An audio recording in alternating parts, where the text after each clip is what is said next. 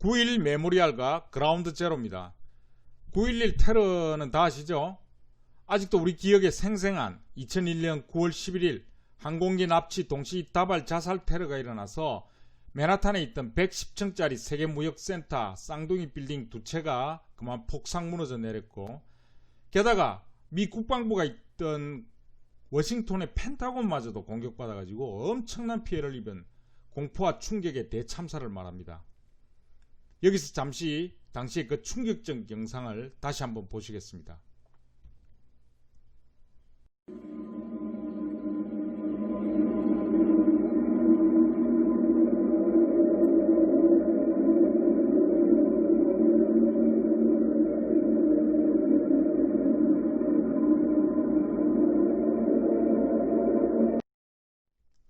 다시 봐도 믿기지 않는 이 엄청난 테러로 인해서 피납된 항공기에 탑승했던 승객 266명 전원이 사망했고, 펜타곤에서도 사망 또는 실종된 사람이 125명, 게다가 더욱더 무서운 건 무너진 세계무역센터에 깔려 숨진 사람이 2,500명 이상이나 돼서 총 인명피해만도 2,800에서 3,500명 가량으로 추산하고 있습니다. 이 엄청난 사건으로 인해서 세계 초강대국 미국이 순식간에 아수라장이 됐고, 세계 경제의 중심이자 미국 경제의 상징인 뉴욕은 충격과 공포에 빠져버렸죠. 이 사진은 테러가 있고 난 뒤 잔해만 대충 정리한 당시의 모습입니다. 그라운드 제로, 핵폭탄이 폭발한 지점 또는 대재앙의 현장을 뜻하는데요. 바로 이 9.11 테러 현장을 그라운드 제로라고 부릅니다. 마치 폭격을 맞은 것처럼 처참한 참상이 그대로 전달되고 있습니다. 이 일이 있고 난 1년 반이 지난 2003년 4월 이 참상의 현장에 희생자들을 기리기 위해서 영국 기념물을 만들기로 하고 국제 설계 공모전을 열었는데 전 세계 63개국에서 5,000개가 훨씬 넘는 작품들이 출품되었습니다.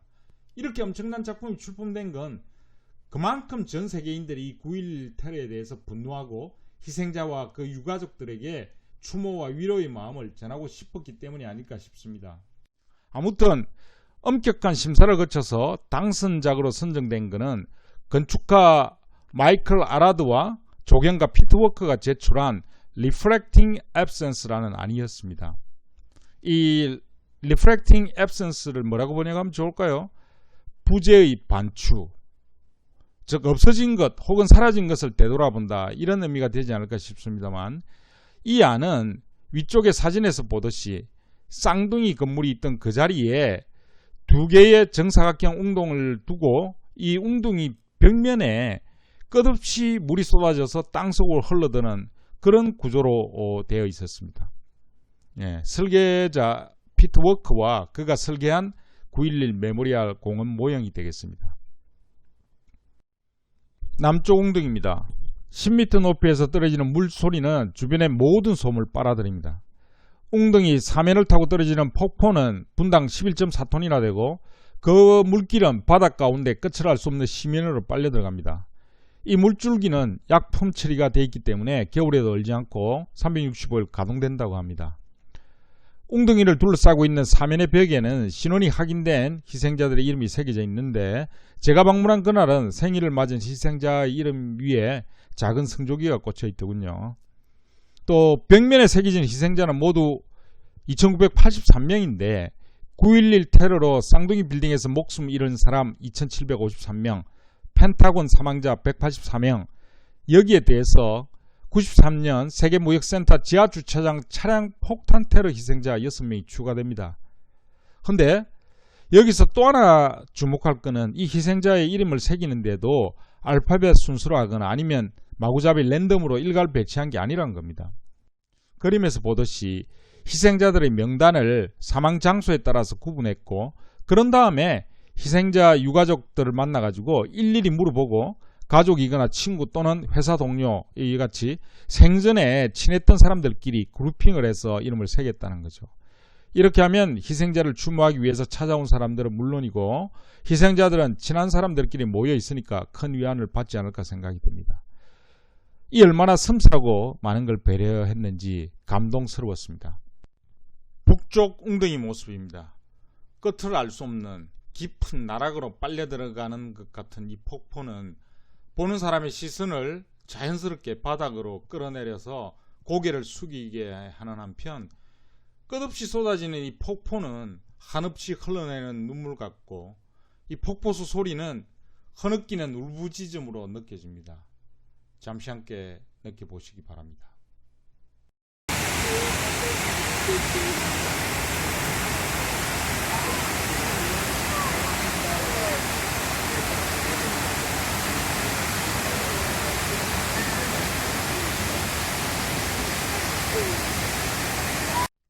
웅덩이 주변은 400그루가 넘는 떡갈나무가 울창한 숲을 이루고 있는데, 평면에서 보면 마치 바둑판처럼 줄 맞춰서 질서정연하게 식재되어 있는 것처럼 보이지만 실제 그라운드 레벨에서 보면은 잘 관리된 숲으로 느껴집니다.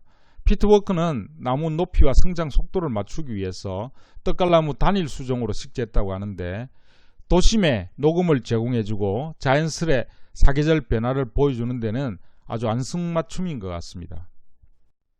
메모리얼 공원을 다 둘러보고 돌아 나오는 길에 9.11 메모리얼에서는 희생자들의 생일날 그 이름 위에 장미꽃을 헌정한다 하는 문구가 눈에 들어왔습니다. 기록하고 또 기억하는 것, 오늘을 살아가는 우리가 후세에 남겨야 할 의무라는 생각이 들면서 우리의 그 세월호 사건이 생각나서 다시금 마음이 좀 짠했습니다. 이처럼 어떤 인물이나 사건을 추모하는 공간은 자극적인 장치로 요란하게 장식하거나 감동을 강요하기보다는 단순하면서도 강렬한 이미지를 통해서 방문객이 스스로 몰입하게 되는 그런 구도를 만들어 나가는 것이 핵심이고, 그리 해야 더욱 오래 기억하게 될 것이라 생각합니다. 네, 드디어 브라이언트 파크로 왔습니다. 이 브라이언트 공원은 제가 미국에서 본 도시공원 가운데서 가장 인상이 깊었던 장소입니다. 민간 자본으로 조성을 해서 민간이 직접 운영하는 공원. 어떻게 공공재를 할 수 있는 공원을 운영하는데 시민의 세금이나 공적 자금의 지원을 한 푼도 들이지 않고 운영을 할 수 있는지, 심지어는 수익까지 창출해서 그 돈으로 공원 시설에 재투자까지 할 수 있는지, 그 답을 보여주는 세계적인 모범 사례가 되겠습니다. 이 공원은 맨하탄 중심인 미드타운에 위치하고 있고 면적은 약 12,000평가량 됩니다. 그러니까 우리나라 광화문의 한 2배, 서울광장의 3배 정도가 되겠죠. 그런데 이 정도의 공원 면적에 연간 방문객이 1200만 명이 넘고 여름철 하루 평균 20만 명이 다녀간다니 정말 놀라운 사실입니다. 우선 이곳 역사부터 살펴보겠습니다. 19세기 이전까지만 해도 여기는 맨하탄의 변두리 지역이라서 사냥터나 공동묘지 또는 저수지로도 이용이 됐었는데, 1853년에 뉴욕에서 첫 번째로 세계 박람회가 개최될 때 박람회 장소로 사용이 됐었습니다. 근데 이 박람회가 끝나고 난 뒤에 박람회장이 큰 불이 나가서 홀라당 타버리는 다음에 방치가 돼 있던 거를 당시 저명한 사회운동가로서 옴스테드와 더불어서 공원운동을 주도했던 뉴욕 이브닝 포스트 편집장이자 유명한 시인이기도 했던 윌리엄 컬렌 브라이언트 씨가 계셨는데, 그분의 이름을 따서 1884년에 브라이언트 파크로 명명하게 됩니다. 이 브라이언트 씨는 센트럴파크 설치 운동 당시 지금 이곳에 이만한 넓이의 공원을 만들지 않으면 100년 뒤 뉴욕에는 같은 면적의 정신병원이 필요하게 될 것이다 라는 말로 잘 알려진 바로 그분입니다. 이후 공원으로서 꾸준히 명맥을 이어오긴 했지만은 1930년대 경제 대공황 이후로 주변 일대가 쇠퇴하면서 노숙자들과 불황자 또 매추부와 마약 밀매상들이 들끓는 범죄 소굴이 되어버립니다. 이를 보다 못해서 80년대 공원 인접 부지에 조성되어 있던 뉴욕 시립도서관을 락펠러 재단에서 기금을 출연해서 대대적으로 리모델링합니다. 그리고 당시 타임사 사장 겸 뉴욕 시립도서관장도 맡고 있던 앤드루 하이스켈이라는 사람과 비드맨이라는 이 두 사람이 PPC라고 불리는 민간단체를 설립했고, 이 단체는 1982년 뉴욕시로부터 공원 부지와 운영권을 함께 위임받아서 본격적인 공원 리모델링에 착수하게 됩니다. 당시 이 사람들의 관심은 오로지 어떻게 하면 수익을 창출하면서도 사람들을 공원으로 다시 돌아오게 할 건가 하는 데 있었다고 합니다. 물론 처음에는 록펠러 재단의 자금 지원을 일부 받기도 했지만은 그들의 목표는 스스로 자생할 수 있는 공원을 만드는 것이었기 때문에 먼저 일정 구역 내에 상업용 건물로부터 재산세의 일정 비율을 부담금으로 걷어서 환경미화과 시설 개선 홍보 등에 사용할 수 있는 사업진흥지구라는 제도를 적용합니다. 물론 이 제도는 우리나라에는 아직 없지만은 쉽게 말하면 블라이언트 공원 주변 건물주로부터 일정 부담금을 받아서 공원 관리에 투자하는 방식을 말합니다. 이렇게 해서 1987년부터 1991년까지 공원을 폐장하고 리모델링을 한 다음에 92년도에 재개장했는데 그 이후 엄청난 변화가 나타납니다. 2017년도 연간 운영 수익 내용을 보시면 총 2천만 달러 가운데 공원 내 이벤트 대여를 하고 나서 행사 수익으로 거둬들인 자금이 약 65%에 이르는 1,300만 달러고 BID 부담금으로 얻어들인 것이 약 35%에 이르는 700만 달러. 나머지는 자체 투자 수익 약간이 됩니다. 공원을 운영하면서도 이렇게 수익 창출이 가능한 비결은 바로 그들의 탁월한 공원 관리 방식에 있다고 하겠습니다. 그 첫째는 철저한 공원 이용객 행태 분석에 근거한 공원 관리입니다. 예컨대 공원 내 범죄 발생을 줄이기 위해서 경찰 자료를 근거로 해서 어느 시간 어디에서 어떤 범죄가 많이 일어나는지를 분석해서 순찰 인원을 탄력적으로 운영한다든가 또 노숙자 문제를 해결하기 위해서 그들을 물리적으로 내쫓는 방식보다는 아침 이런 시간에 공원활동 프로그램을 많이 개설해서 자연스럽게 그들이 물러나는 방식을 취했고 심지어는 정기적으로 드론을 띄워가지고 공원 방문객의 행태를 관찰하고 그 결과를 토대로 동선과 요구사항을 분석해내서 동선과 시설 배치를 계속 수시로 바꾸는 겁니다. 두 번째는 LCQ 개념입니다. 더 가볍게, 더 싸게, 더 빨리로 요약이 되는 가변적인 공원 운영 방식입니다. 예컨대 이 공원 편의시설인 의자가 4,000개, 탁자가 800개 정도 보유하고 있는데 이것들은 공원 어디에나 널려있고 아주 싸고 가벼운 소재로 제작이 되어 있어서 누구나 필요하면 갖다 쓰고 그대로 두고 가면 되는 겁니다. 그리고 이 공원 연간 수익의 65%가 행사 임대 수익이라 했는데 누구나 필요하면 사전 신청을 해서 각종 이벤트나 행사를 할 수 있고 임대료가 또 아주 저렴하다는 겁니다. 그래서 봄, 가을, 주말 행사 같은 경우에는 2년치 계약이 이미 밀려있다고 할 그런 정도라고 합니다. 또 마지막으로는 더 빨리입니다. 공원 이용객의 요구사항을 선제적으로 대응한다는 의미입니다. 앞서 말씀드린 공원 이용 행태 분석을 통해서 고객이 요구하기 전에 미리 준비하는 거죠. 이런 선제적인 대응은 종래 우리가 공원관리라고 하면 그저 망가진 시설물이나 보수하고 쓰레기 치우고 단순 치닥거리 하는 것만 생각하기 쉬운데 여기서는 민간기업도 하기 어려운 고객 서비스 중심의 모니터링과 발빠른 피드백을 통해서 공원관리의 혁신을 이루고 있다는 겁니다. 물론 이처럼 성공적인 도시 재생을 이끌어낸 밑바탕에는 BID라는 제도적 뒷받침이 있었던 탓이 컸지만은 그것만으로 모든 걸 설명할 수 있는 건 아닙니다. 왜냐하면 현재 뉴욕 시내에 12개 공원이 BID로 지정되어 있지만은 블라이언트 공원만큼 놀라운 성과를 내는 건 없다는 거죠. 그래서 앞서 하이라인의 성공 비결에서도 얘기했지만 공원의 성패는 그 공원이 위치한 주변 여건과 역사적 맥락을 잘 살피고 기회 요인을 적극적으로 발굴해서 적극적인 개입을 통해서 혁신을 이루어낸다는 것이 핵심이라는 거죠. 다른 사례는 그저 하나의 참고 자료일 뿐 그 장소에 맞는 최적화는 오로지 하나뿐이라는 생각으로 지혜를 모으고 다양한 아이디어를 내서 실천을 옮겨야 된다는 거죠. 네, 소개가 너무 길었습니다. 이제 공원으로 들어가 보겠습니다. 블라이언트 공원과 인접된 뉴욕 공공도서관입니다. 앞서 말씀드린 것처럼 1980년대에 록펠러 재단에서 기금을 출연해서 대대적으로 리모델링한 뒤의 모습이죠. 사실 브라이언트 공원은 이 공공도서관의 뒷뜰 역할을 하고 있습니다. 도서관의 외형도 아주 클래식하고 멋져 보입니다. 도서관 뒤쪽으로 돌아가면 브라이언트 공원과 이어진 테라스에 브라이언트 파크 그릴이라고 부르는 작은 카페 겸 야외 식당이 연결되어 있는데 북적북적합니다. 공원에 휴식을 취하고 있는 다양한 사람들의 모습입니다. 사람들이 앉아있는 의자와 탁자는 앞서 말씀드린 바 있는 LCQ 개념의 경량 소재들이어서 누구나 필요하면 끌어다 쓰고 그대로 두고 가기만 하면 되는 그런 구조로 되어 있습니다. 날씨 좋은 주중 점심시간에는 5,000명이 넘는 인근 직장 근무자들이 몰려드는 그런 곳입니다. 상단에 보시면 파노라마 사진이 있는데 이건 도서관 쪽에서 중앙 잔디광장을 돌아본 모습입니다.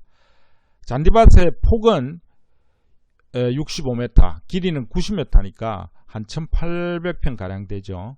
야외 공연이 있을 때 이곳은 관람석으로 채워지고 다양한 이벤트가 일어납니다.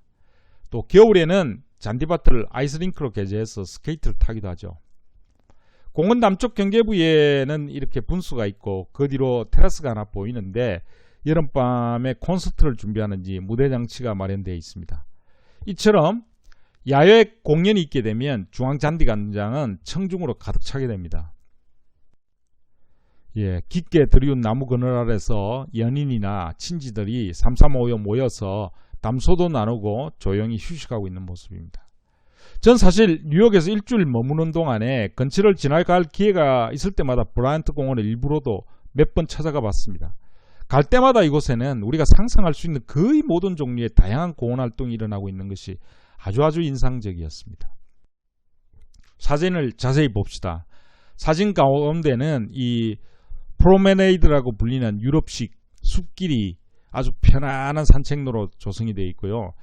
이런 그 도심 속에 편안한 숲길이 있다는 것은 정말 부러운 일이죠. 또 공원 이용객들의 행태를 자세히 하나하나씩 보시면 유모차를 세워놓고 나무 그늘에서 잠시 쉬고 있는 사람, 친구들과 담소를 나누거나 구경을 하고 있는 사람들, 물을 마시는 할아버지, 비눗방울 날리는 어린이, 또 그 아이를 부르는 남자, 그저 삼삼오오 모여가지고 산책하는 젊은이들, 또 그 와중에 노트북 켜고 공부하는 사람, 음악 듣는 사람, 두리번거리면서 구경하는 사람. 근데 더 놀라운 거는 이 풀숲 사이에 콘센트가 나와 있더라는 겁니다. 여기다 플러그를 꽂아서 충전도 할 게 되어 있죠. 이런 발빠른 선제적 공원 서비스가 브라이언트 파크의 성공 요인이 아닐까 생각을 합니다. 이곳은 야외 도서관입니다. 이건 경제공황기였던 1935년부터 운영되어 오다가 2차 대전 이후로 중단됐던 것을 2003년에 다시 부활시켰다고 합니다. 이곳에 비치되어 있는 책들은 뉴욕 공공도서관에서 구매한 책들도 있지만 대부분은 출판사와 저자들로부터 기부받아 운영한다고 하는데, 여기서는 단순히 책을 대여해주는 것뿐만 아니라 작가와의 만남이라든지 북클럽, 신앙송가 발표회, 도서 판매, 어린이들을 위한 스토리텔링, 이와 같은 책과 관련된 다양한 특별 행사들이 개최되고 있습니다. 또 공원 한쪽에는 예쁘게 가꾼 하단 옆에서 중년 남성들이 게이트볼의 일종으로 보이는 구슬놀이를 하고 있고요. 또 한편에서는 골프 푸팅 연습을 하는 아이들 모습이 보입니다. 아빠로부터 지도를 받고 있는 어린이 모습이 아주 진지해 보이죠. 또 다른 한켠에서는 게임 보드를 빌려서 게임에 열중하고 있는 사람들의 모습입니다. 앞쪽 두 청년은 두툼한 배낭을 바닥에 내려놓은 걸로 봐서 대학생쯤으로 될 것 같아 보이는데, 아마도 인접한 뉴욕 도서관에서 공부하다가 잠시 머리 식히러 들른 게 아닐까 여기집니다. 또 가족으로 보이는 아이들은 애들 연령층에 맞는 게임판을 빌려서 놀고 있고요. 이 밖에도 이곳저곳에서 연인들이나 친구들이나 가족들로 보이는 사람들이 모여 앉아서 게임을 즐기고 있습니다. 시카고 밀레니엄 공원에서도 말씀드린 바 있지만 여기서도 가만 보시면 공원 이용객들의 대부분은 백인들보다는 유색인종들이 많죠. 이 사람들은 대부분 저소득층이거나 사회적 약자인 경우가 많은데, 이들에게 이런 공간을 마련해 주는 것만으로도 인종적 사회적 갈등을 치유하는 그런 계기가 되는 것이어서 공원이 갖는 사회적 기능이 미국에서는 더욱 중요하다는 사실을 새삼 확인하게 됩니다. 공원 남쪽 구역에는 작은 회전목마도 있습니다. 이 회전목마는 우리도 그렇지만 미국민들에게는 아주 오래된 추억과 향수를 불러일으키기에 적합한 놀이기구가 아닐까 생각합니다. 이 한가한 평일 오후에 갔더니 남겨진 의자와 탁자들이 주인을 기다리고 있고요. 또 평일 오전에 와보면은 아침을 놓친 뉴요커들이 인근 스낵 코너에서 간단한 먹을 것을 사가지고 요기를 하고 있는 그런 모습도 쉽게 눈에 띕니다. 우리 정서로 보면 저런 모습이 그렇게 썩 익숙해 보이지는 않지만은 미국의 공원에서는 가볍게 도시락을 먹을 수 있는 이 탁자들이 어디서나 쉽게 눈에 띄는 그런 시설물 중에 하나였습니다. 점심시간에 또 와보면은 이렇게 다양한 사람들이 이곳에 모여서 다양한 방법으로 공원을 즐기고 있습니다. 저녁 무렵에 와봤더니 야외 콘서트를 하기 위해서 만들어 놓은 야외 무대가 자연스럽게 전망대를 겸한 휴게 공간으로 활용되고 있고요. 이렇게 이제 공원 주변은 보시는 바와 같이 고층빌로 둘러싸여 있습니다. 그러니까 이 브라이언트 공원은 말 그대로 도심 오아시스인 거죠.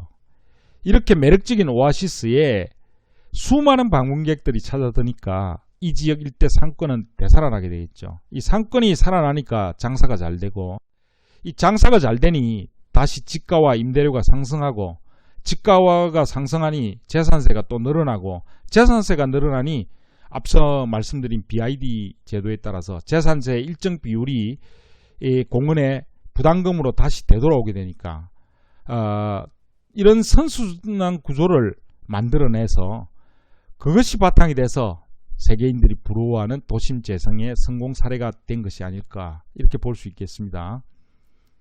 우리도 이걸 그냥 마냥 부러워할 게 아니라 우리의 지혜를 모아서 우리 여건에 맞는 도심 재생 사업의 성공적 모델을 만들어내야 되겠죠.